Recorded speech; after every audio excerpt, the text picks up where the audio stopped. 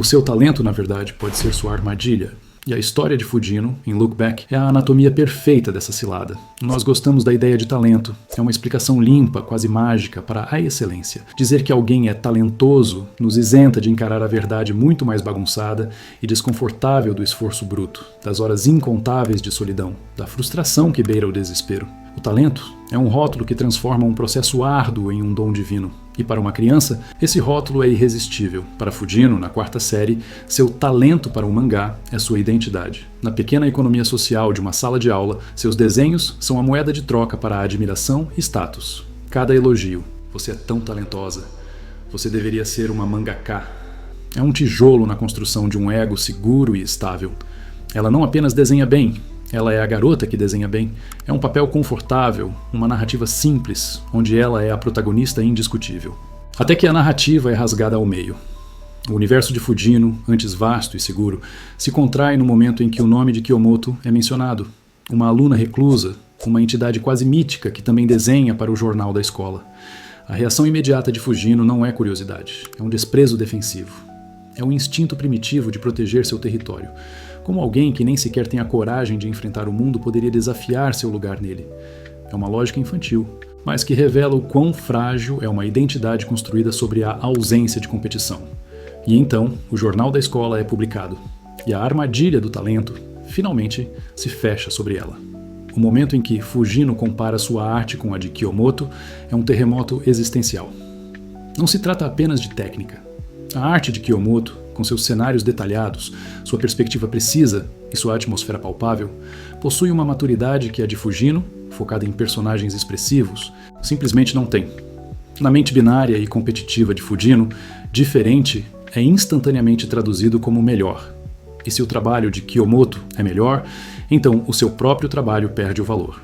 O que antes era especial, agora é comum. O que era sua identidade, agora é uma mentira. Ela não foi destronada, ela foi apagada. É aqui que a primeira e mais perigosa transformação acontece. A motivação de Fujino, antes alimentada pela alegria dos elogios, agora se converte na agonia da inveja. Ela declara guerra, uma guerra silenciosa e solitária contra um inimigo que ela nunca viu. Ela entra em um exílio autoimposto, transformando seu quarto em uma cela monástica. Amigos, família, notas, a própria luz do sol. Tudo é sacrificado no altar da superação. Semanas se tornam meses, meses se tornam anos. As pilhas de cadernos crescem como monumentos à sua obsessão. Ela não está mais cultivando uma paixão, está forjando uma arma. Cada traço é um golpe contra o fantasma de Kiyomoto. Paradoxalmente, ela nunca desenhou tanto e nunca esteve tão distante da alegria de criar. É um ato de disciplina que se assemelha mais a uma autopunição. Mas o problema de lutar contra um fantasma é que você não o vê se movendo. Enquanto Fujino se trancava, Kiyomoto também desenhava, também evoluía em sua própria solidão. 2 anos de esforço obsessivo depois, um novo jornal escolar chega, e a verdade é um soco no estômago. A distância entre elas não diminuiu. Ela melhorou, mas Kiyomoto também. Para uma motivação que se alimenta exclusivamente da ideia de superioridade, a estagnação é o mesmo que a derrota absoluta.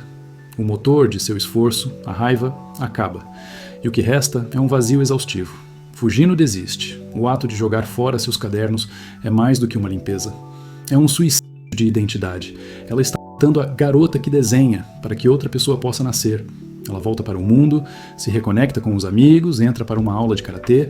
Ela se força a encontrar valor em outras coisas, em ser qualquer coisa que não seja a segunda melhor. Para um observador externo, parece um ato de amadurecimento, a artista que descobriu que a vida é maior que a arte.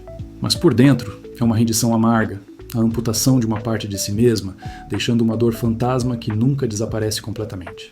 A história poderia e talvez devesse terminar aí, mas o destino, ou talvez um professor com um pedido inconveniente, tece os fios novamente. Fujino é encarregada de entregar o diploma de formatura na casa de Kiyomoto. Ao entrar no santuário de sua rival, a primeira coisa que vê são as pilhas e pilhas de cadernos. A prova física, esmagadora, da dedicação de Kiyomoto. Em um último espasmo de despeito infantil, ela desenha uma tira zombando da reclusão de sua nêmesis. É então que a porta se abre. O fantasma se torna real. E o que Fujino recebe não é a indiferença ou a arrogância que talvez esperasse, mas uma admiração pura, ofuscante e transformadora. Kiyomoto não é uma rival, ela é uma fã. A maior de todas, e as palavras dela atingem um lugar que nenhum outro elogio jamais alcançou. Os colegas de classe e os professores elogiavam o talento, aquele dom místico e sem esforço.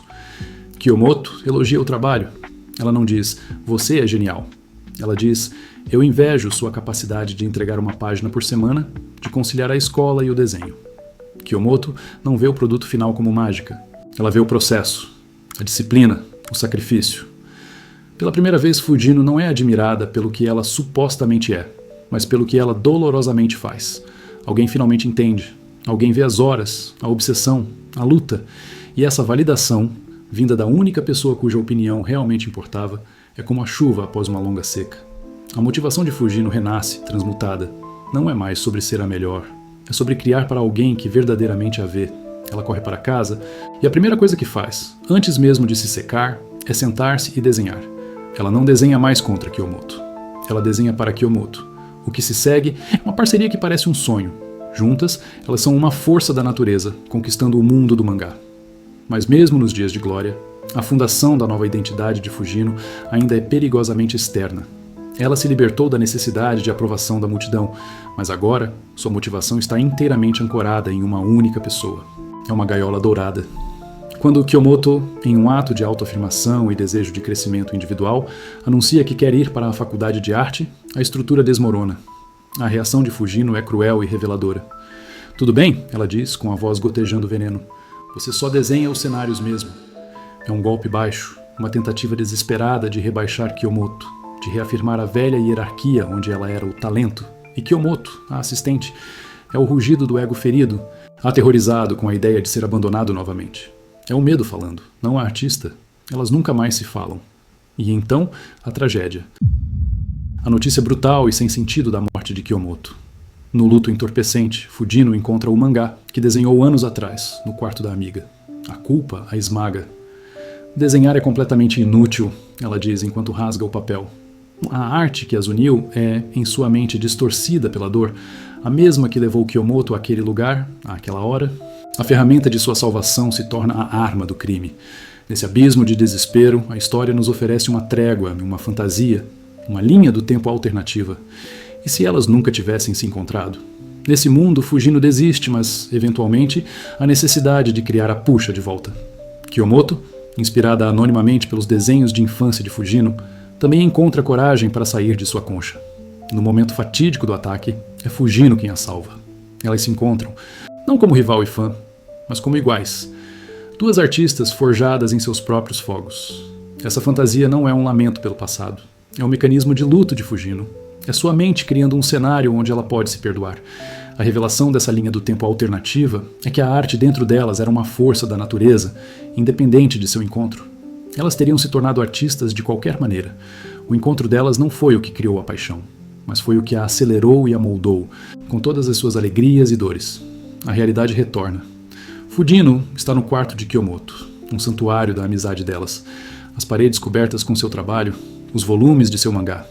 Ela se vira e vê, em sua memória, seu próprio autógrafo nas costas de Kiyomoto, um eco daquele primeiro encontro milagroso.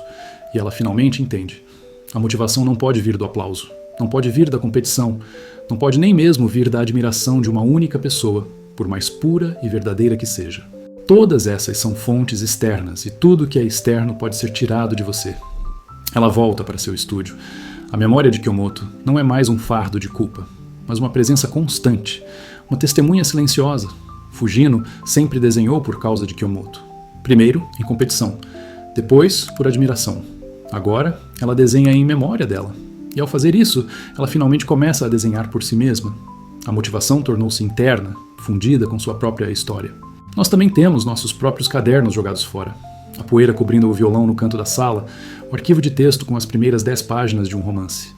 A assinatura de um software de desenho que não abrimos há meses. Todos nós conhecemos a paralisia que vem da comparação, a voz sussurrante que diz que alguém já fez isso e fez melhor.